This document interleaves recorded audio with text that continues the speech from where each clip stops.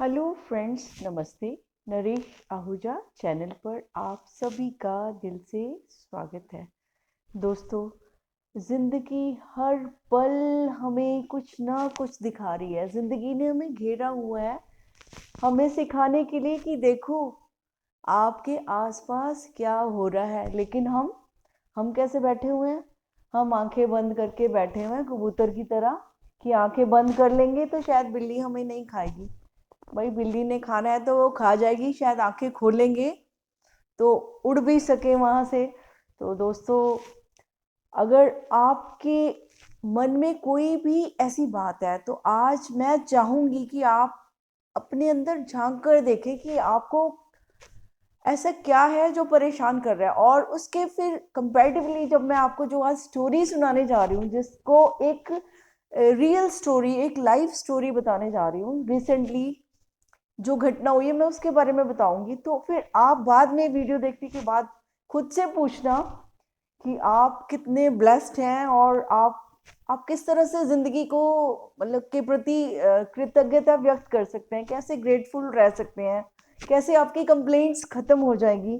बस जरूरत है तो क्या है, आंखें खोलने की, क्योंकि जागेंगे तभी सवेरा होगा। आंखें बंद करना मतलब बेहोशी से जीना, देखना ही नहीं, रियलाइज ही नहीं करना कि क्या हो रहा है, कैसे जिंदगी चल रही है चारों तरफ। अगर उसके कंपैरेटिवली बस कंपैरिजन क्या करना है कि मेरे पास नौकरी नहीं है, मेरी शादी नहीं हुई, मेरे पास पैसा नहीं है, मेरे पास मकान नहीं है ना, मेरी शक्ल अच्छी नहीं है ना। तो मतलब कुछ भी हम ढूंढ लेते हैं अपनी जिंदगी में कि मेरे पास ये नहीं है। ठीक है, तो जब आप ये ढूंढ लेंगे ना, ये नहीं है जो आज की स्टोरी है, तो फिर देखो कि आपके पास कितना कुछ है, कितना कुछ है। और आपको आपके उसी समय हाथ जुड़ जाएंगे, आप थैंक्स जरूर करेंगे परमात्मा को, और एक जिंदगी को बड़े फिर सहज भाव से, बड़े प्रेम से और धन्यवाद के साथ जिएंगे। तो दोस्तों, अभी रिसेंटली इसी साल ही, अभी जनवरी के फर्स्ट वीक में ही, तो एक बच्चे की बात मैंने अपनी आंखों से देखी। हम लोग गए जब वहां पर शमशान घाट पर एक नौजवान बच्चे की, तो जब उसको मैंने वहां खड़े होके देखा तो कैसे एक, कहते हैं वो इतनी स्ट्रांग बॉडी, हिस्ट पुस्ट शरीर एक जल रहा है, राख हो रहा है। तो उस समय समझ आया कि है ना, कि क्या है बच्चे की लाइफ, क्या है ना, 40 साल का बच्चा है। और दोस्तों, ऐसे एक नहीं, कम से कम एक केसेस हैं जो कि मेरे नेबरहुड में ही मैंने फैमिलीज में देखे हैं कि वहां पर इतनी यंग एज में, मतलब 40s भी उन्होंने पूरे मुश्किल से ही किए हैं। तो और कुछ लेडीज हैं और कुछ जेंट्स हैं, सारे मिलके। तो कुल मिला के जो जिंदगी चारों तरफ हमें दिखा रही है, उसने क्या दिखाया है कि हम कहते हैं कि 40 साल के हो गए हैं तो हमारे पास ये नहीं है, वो नहीं है, ऐसा होगा तो ऐसा होगा। तो उनको, हमें नहीं मालूम, जैसे उनको नहीं मालूम था कि वो 40 साल के होंगे तो इस दुनिया से ही चले जाएंगे, तो बाकी के इंतजाम उसका क्या होगा। तो क्या घर वालों को कितना दुख हुआ होगा, है ना। और महसूस करिए, है ना, जब ऐसी घटनाएं होती हैं तो क्या बीतती है ना माँ बाप पर, और घर में कैसा माहौल होता है। और उस समय जो हमारे पास इतनी जिनका हुआ, जिनके केसेस हैं, तो उनके पास दौलत की कोई कमी नहीं थी। वो चाहते तो पैसे से चीजें खरीद सकते हैं, जिंदगी को खरीद सकते हैं, पर दोस्तों जिंदगी कभी खरीदी नहीं जा सकती। तो जिंदगी जो है हमारी जरूरतों से बहुत ऊंची है, बहुत ऊंची है। तो जब देखेंगे, और फिर उस मेरे को जैसे किसी की एक वाइफ की भी डेथ हुई, बड़ी यंग थी, अंडर 40 थी आई थिंक वो भी। तो उनके हस्बैंड ने, जब मैं उनसे अफसोस किया तो उन्होंने मुझे बोला कि देखो, है ना, कि दो बच्चे भी हैं उनके, छोटे छोटे, बच्चा इतना रो रहा था उनका 10 साल का, है ना। तो वो जब सीन देखते हैं तो देखो, वो भी एक जिंदगी थी जो अपने बच्चों को भी नहीं पाल सकी, है ना। और तो चीजों बनाने की तो बात छोड़ो, उसको ये भी नसीब नहीं हुआ कि अपने बच्चों को देखे, उसके पति भी रो रहे हैं और वो कहते हैं कि देखो, कुदरत का भी, उनकी जुबान से नहीं, कुदरत के भी अजीब खेल है ना, कि हमारे में इतना प्रेम था और हमारी पत्नी चली गई। और कहते हैं लोग ऐसे भी हैं जो इकट्ठे हैं लेकिन प्रेम ही नहीं करते आपस में, वो डाइवोर्स ले रहे हैं। तो जिंदगी वाकई बड़ी, चारों तरफ देखो तो बड़ी उलझी हुई सी है। लेकिन वो उलझी हुई जिंदगी को जब हम ध्यान से देखते हैं ना, जैसे मैं बहुत ऑब्जर्व करती हूँ इन चीजों को, तो जब मैं देखती हूँ तो उस समय समझ आती है कि हे परमात्मा, कि तूने, हो तो सब कुछ आपके हुक्म में ही रहा है ना, क्योंकि ये तो हमारे किसी के हाथ में नहीं था। अब इतनी वो यंग गर्ल्स जो 40s की गई हैं, है ना, बच्चों को छोड़कर गई, है ना, और तो एक इतना नौजवान भी गए, है ना, और एक तो बच्ची आई थिंक 12th में पढ़ती थी, तो वो 16-17 ईयर्स की थी। तो इतनी यंग एज में चले जाना, है ना, किसी को नहीं पता था कि जिंदगी कहाँ लेकर जाएगी, और हमें भी नहीं पता, क्योंकि जिंदगी सबके साथ एक जैसा ही व्यवहार करती है। कोई क्लेम नहीं कर सकता कि मैं ये कर लूंगा, मैं वो कर लूंगा, लेकिन हम लोग ऐसे करते हैं कि बस देख लेते हैं मेरे पास ये। और आज मैं जो बता रही हूँ आपको बात उस बच्चे की, उस बच्चे ने जो जीवन जिया वो ऐसा था कि परमात्मा ने उसको जरा इस तरीके से था कि वो डिपेंडेंट था, आई मीन कि उसका देखने में शरीर पूरा लंबा ऊंचा नौजवान बच्चा है, लेकिन परमात्मा के खेल न्यारे हैं, कोई नहीं जानता किसके साथ क्या होना है। तो मैंने खुद देखा उनको, है ना। तो उस बच्चे को, लेकिन वो अपने, कहते हैं उसका थोड़ा सा अपने सेंसेस में नहीं, मतलब समझता सब था, आत्मा तो उसकी, आत्मा तो सब समझती है, लेकिन वो जो है मानसिक रूप से थोड़ा वो अपने काम खुद नहीं कर सकता था, जैसे चले हुए हैं आजकल, है ना आप। तो मैं जब उस बच्चे को देखती थी तो मुझे यही होता था, मैं सबको यही कहती हूँ, बाकी बच्चों को भी यही कहना चाहूंगी जो कहते हैं कि जिंदगी में हमें ये चाहिए वो चाहिए। मैं कहती हूँ पहले जिंदगी को वैल्यू करो। उस बच्चे को देखो, वो 40 इयर्स बच्चा यहाँ पर रहा, है ना, अब चला गया, वो यहाँ रहा, लेकिन उसको जिंदगी जिस तरह से आप कहते हो ना हमने भोगनी है, उसको ये अवसर ही नहीं परमात्मा ने दिया। तो ऐसी भी तो जिंदगियां होती है ना। तो फिर क्या हो गया, है ना, पैसे भी थे, शरीर भी था, सब कुछ ही तो था, माँ बाप भी थे, सेवा भी बहुत उन्होंने करी, बहुत करते थे, है ना, दिन रात लगाया, है ना, कोई कसर नहीं छोड़ी। बट बस जब परमात्मा के आगे किसी का जोर नहीं चलता, इसलिए अगर मैं तो कहती हूँ कि अगर आपका शरीर चल रहा है, आपको जिंदगी मिली है ना, तो उसके लिए भी बहुत बहुत धन्यवाद महसूस करो कि, और जैसे कहते हैं ना कि कईयों को कोई बीमारी है, वो कुछ खा ही नहीं सकते, तो तब पैसा क्या करता है, तब तब भी वो कुछ नहीं कर सकता।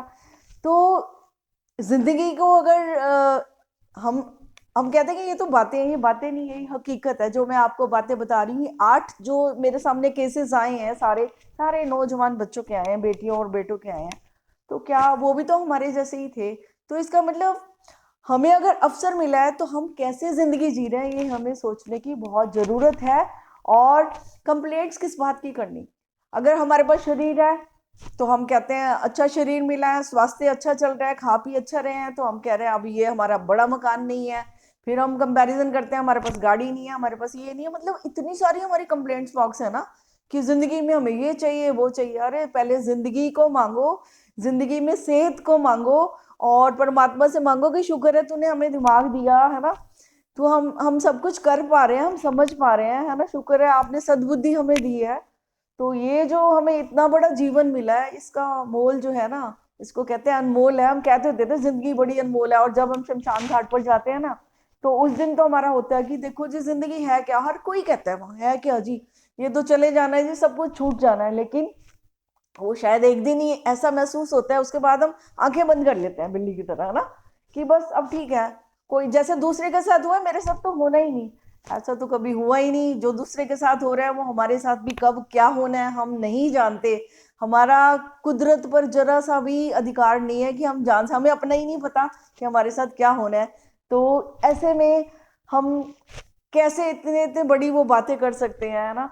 और जिंदगी जो है जाग कर ही पता चलती है कि कितनी अनमोल है, इसको कैसे जीना है। और जिंदगी जीने के लिए तो ये सब बातें देखनी बहुत जरूरी है, क्योंकि इससे क्या होता है, बाकी कंपैरिजन तो हम बड़े कर लेते हैं कि उसके पास ये है, मैंने वो ब्रांड है, ये लेना है वो लेना है, हमने ये फैशन करना है, ये डिजाइनिंग करनी है। बट ये मन की जो डिजाइनिंग है ना, जब इसको कर लेंगे ना, दूसरों को देखेंगे कि देखो उसके पास क्या नहीं है, उसके पास क्या नहीं है, उसके पास क्या नहीं है, जब हम इस तरह से देखेंगे ना, वो कंपैरिजन करेंगे, तो हेल्दी कंपैरिजन होगा, तो उस समय हमें फिर थैंकफुल होना आ जाता है कि देखो हमारे पास तो फिर भी बहुत है, बहुत अच्छा है, शुक्र है ना, हमारे पास खाने को भोजन है, हमारे पास हजम करने को शरीर है, अच्छा है ना, हमारे को अच्छी सोच है, हमारे हाथ पैर चल रहे हैं, हम किसी के काम आ रहे हैं, हम अपने काम खुद कर रहे हैं, हम किसी पर डिपेंडेंट नहीं है, हम इंडिपेंडेंट है। तो इससे बड़ी क्या क्या कृपा हो सकती है परमात्मा की, है ना। तो सब उसके हुक्म में हो रहा है, तो फिर वो लोग तो बहुत ही ज्यादा धन्यवाद में रहते हैं, क्योंकि उन्हें पता है कि इसी के हुक्म में आया, हमने इसी के हुक्म में जाना है। तो वो परमात्मा को मानने वाले बंदे तो उसकी रजा में खुश रह लेते हैं, लेकिन जो परमात्मा को भी नहीं मानते और जो जिंदगी को भी नहीं देखते कि जिंदगी चल कैसे रही है और इसकी अनसर्टेनिटी को भी नहीं मानते हैं, तो इतने वो मतलब सोचते हैं कि हम यहाँ रहने के लिए आए हैं। एक सराय को ही वो अपना घर मान लेते हैं। दोस्तों कहते हैं ना कि होटल को अपना कोई घर तो नहीं मानता ना, तो ये एक सराय है, होटल है जहाँ हम आए हुए हैं, तो इसको अपना घर बना के बैठ जाना, इसके इतने इतने बड़े इंतजाम करना कि अपने आप को खुद को ही खो देना कि हम कौन है, हमने कैसे रहना है, कहाँ जाना है, कहाँ से आए, अपनी समझ ही खो देना और जिंदगी को देखना ही नहीं, बस ऐसे ही बेहोशी से चलते जाना। तो ये जिंदगी का अपमान है। और इससे क्या होता है, इससे हम कंप्लेंट्स करते हैं ना, हमारे पास ये नहीं है, वो नहीं है, हम कभी संतुष्ट नहीं होते हैं। तो दोस्तों संतुष्टि चाहिए। अगर शांति से जीना है, सहजता और सरलता से जीना है, तो हमें आंख खोलकर होश पूर्वक जीना होगा और चारों तरफ जो घटनाएं घट रही है उनसे सीखना होगा कि जब सब कुछ ऐसा हो रहा है तो हमारे पास भी बहुत कम समय है, जो भी समय है किसी को पता नहीं चलता कैसे बीत जाता है।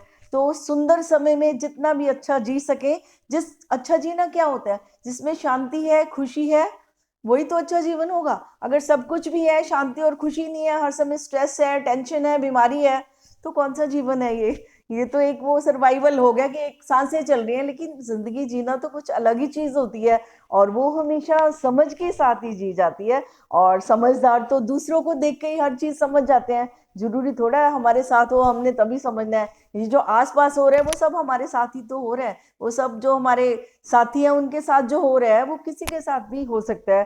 तो दोस्तों जागरूक रहिए, होशपूर्वक रहिए और धन्यवाद कीजिए परमात्मा को कि ये जीवन सुंदर जीवन मिला हुआ है, इसको सुंदर तरीके से जीने की कोशिश कीजिए। और जितना भी ग्रेटिट्यूड करेंगे आप, जितना भी इसकी रजा में रहेंगे, तो आप एक अजीब सा सुकून, अजीब सी शांति को महसूस करेंगे।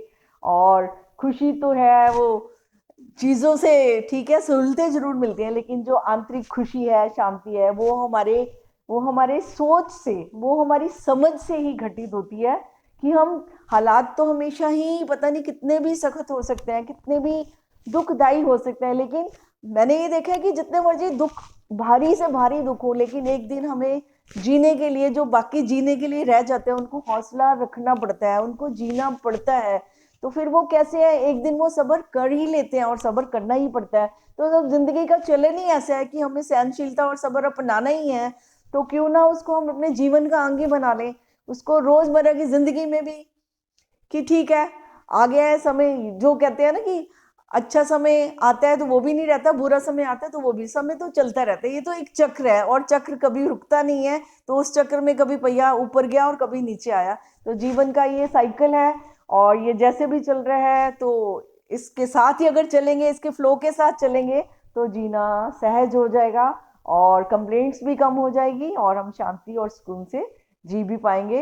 तो दोस्तों आंख खोलनी बहुत जरूरी है, आंखें खोलिए, होशपूर्वक कीजिए और जितना भी मिला है, जो भी मिला है, वो जो भी प्राप्त है वो पर्याप्त है, इसी भावना के साथ, धन्यवाद के साथ जिएंगे, तो जो भी जिंदगी मिल गई है उसको आराम से हम जीकर जा सकते हैं। तो दोस्तों आज इतना ही, फिर नेक्स्ट वीडियो में मुलाकात करेंगे, बात करेंगे, तब तक के लिए इजाजत चाहती हूँ and thank you very much.